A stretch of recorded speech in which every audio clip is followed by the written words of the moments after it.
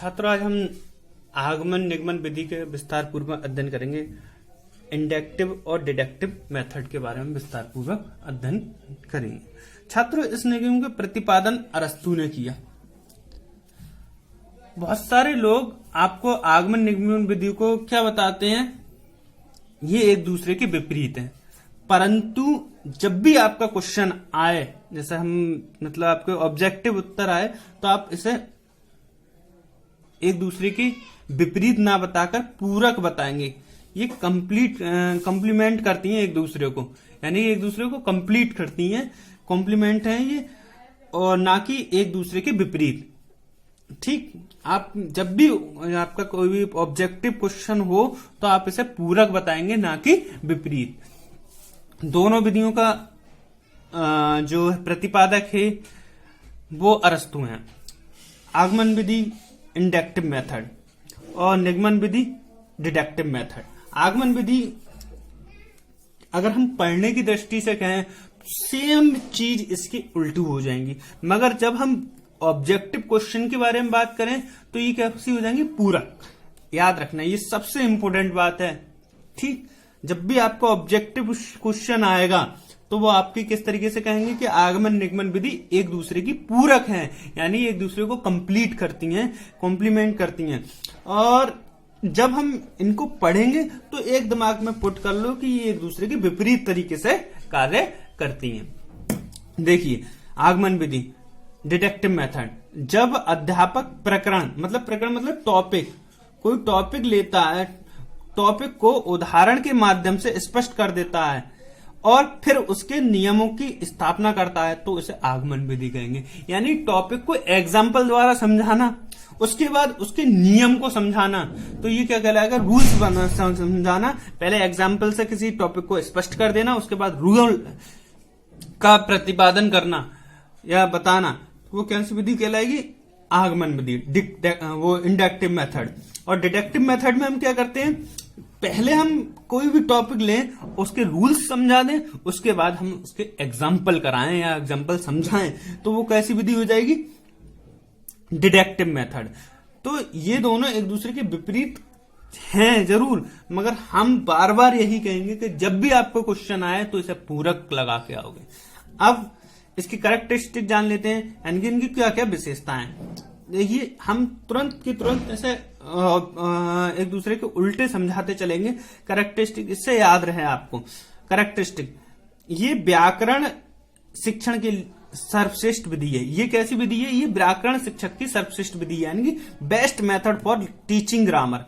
भाई, हमें कोई भी ग्रामर पढ़ानी है तो हम कौन सी विधि का यूज करें, इंडक्टिव मेथड। पहले यानी उदाहरण समझाएं, फिर हम उसके रूल्स समझाएं, तो ये व्याकरण की दृष्टि से सर्वश्रेष्ठ विधि है।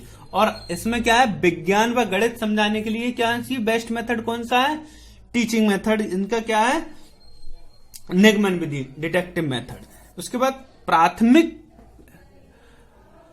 स्तर पर उपयोगी। प्राथमिक स्तर पर उपयोगी मतलब यूजफुल फॉर प्राइमरी लेवल। ये आगमन विधि का जितना यूज हम छोटी कक्षाओं में कर पाएंगे, जितने छोटे छोटे बच्चे होंगे, पहले उन्हें उदाहरण समझाना, फिर नियम समझाना, तो वो अच्छा सीखते हैं। उनका ज्ञान स्थायी हो जाता है, पहले एग्जाम्पल सुनकर फिर उनके रूल्स जानकर। तो ये प्राथमिक लेवल के लिए उपयोगी है। छात्रों, ये क्वेश्चन आपके यूपी टेट वगैरह में इनके कैरेक्टरिस्टिक और इनके टीचिंग रूल्स के आते ही रहते हैं। ठीक, और हम कहें कि ये प्राथमिक है तो ये उच्च लेवल के लिए हो जाएगी। उसके बाद है बाल केंद्रित विधि। ये जो आगमन विधि है वो चाइल्ड सेंटर्ड मेथड है, बिल्कुल चाइल्डों पर डेवलपमेंट करती है। और जो निगमन विधि है वो टीचर सेंटर्ड मेथड है, ये टीचर पर डिपेंड करती है किस तरीके से कराना है। और ये इसके बाद है थकान वाली विधि, यानी कि ये बहुत समय लेती है और फिर कम ज्ञान देती है, और ये कम समय लेती है और कम ज्यादा ज्ञान देती है। तो ये कहने का मतलब है थकान विधि।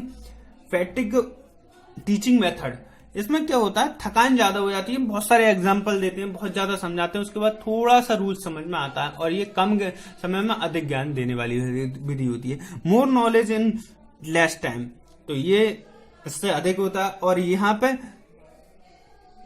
Less knowledge in more time. ठीक, इन दोनों में ये डिफरेंट होता है। छात्रों, हम शिक्षण सूत्रों के बारे में बात कर लेते हैं। इनके शिक्षण सूत्र क्या होंगे? शिक्षण सूत्रों को याद रखने के लिए देखिए, आगमन आ और उ पहली लाइन में होते हैं। देखो, ये उ और आ एक ही चीज से बन रहे हैं, इससे याद रख लोगे। अगर ये याद रह गया तो आपको पूरे मेथड याद रह जाएंगे। जैसे आगमन विधि है, ये ऊ से ही तो बनता है, तो इसमें यहां से याद रखोगे तो पूरी याद रह जाएंगे, और ये बहुत इंपॉर्टेंट तरीके से आपसे पूछे जाते हैं। शिक्षण और टीचिंग रूल्स, इनके क्या हैं? उदाहरण से नियम की ओर। उदाहरण पहले आएगा तो नियम आएगा। तो फॉर एग्जाम्पल टू रूल, हम पहले एग्जाम्पल लेंगे फिर रूल समझाएंगे। इसके विपरीत तुरंत हम, अगर हमें ऊ और ये उदाहरण पता चल गया तो हम नियम टू उदाहरण पहुंच जाएंगे, from rule to example. Clear? उसके बाद कहेंगे विशिष्ट। भाई, विशिष्ट से सामान्य क्या, और हम रूल्स उदाहरण में बहुत कुछ बता देते हैं, फिर उसके बाद जनरलाइजेशन करते हैं। तो फ्रॉम स्पेसिफिक टू जनरल, और यहाँ पे हम जनरल टू स्पेसिफिक, यानी कि हम पहले सरल चीजें सिखाएंगे, छोटे छोटे सूत्र सिखाएंगे, उसके बाद स्पेसिफिक होते जाएंगे, और इसमें हम पूरा सिखा देते हैं। उसमें उसके बाद अंश की तरफ भागते हैं। ठीक, और ये हो गया सामान्य से विशिष्ट की ओर।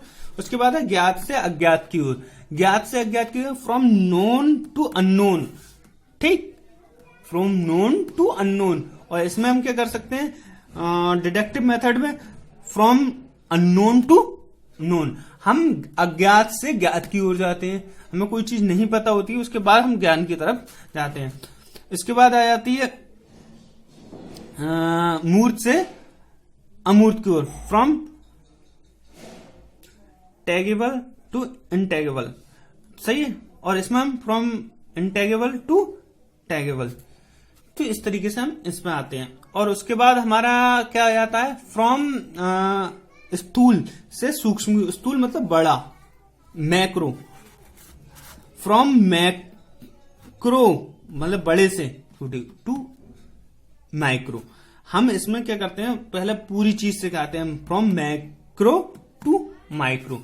और निगमन मेथड में, डिडक्टिव मेथड में हम क्या करते हैं? सूक्ष्म से स्थूल की ओर, फ्रॉम माइक्रो टू मैक्रो। छात्रों, हमने इन विधियों को याद करने के लिए इस तरीके से याद किया।